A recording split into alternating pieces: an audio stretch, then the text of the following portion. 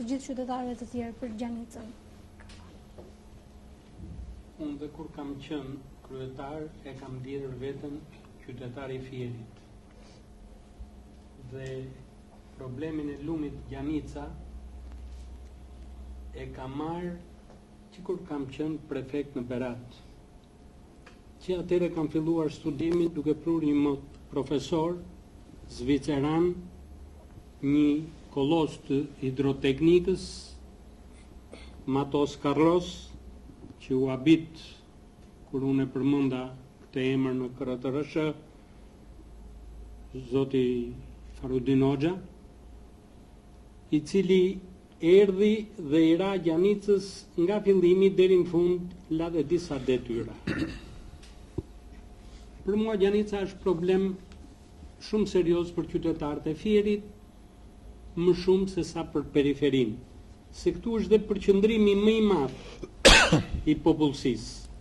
Prandaj në këtë aspekt duhet që Gjanica këtu të kalojë e pastër, dhe që të kalojë e pastër, profesor Matos Carlos dha dy versione. Versioni i parë është që në vendotje të ndalohet vendotja si nga rafineria e Ballshit ashtu dhe nga rafineria e Fierit.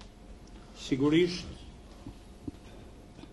problemet e arsenikut janë ato që ka lënë ai në tokë, mbi tokë, në ujë, dhe janë shumë të dëmshme për shëndetin e njerëzve.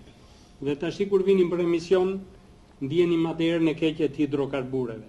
Unë do të kisha dashur që të ishte edhe një mjek në këtë panel, i cili të fliste se si është niveli azmatikëve dhe atyre njerëz që vuajnë nga problemet e kësaj ndotje të rëndë dhe i shkaktojnë frymarrjet.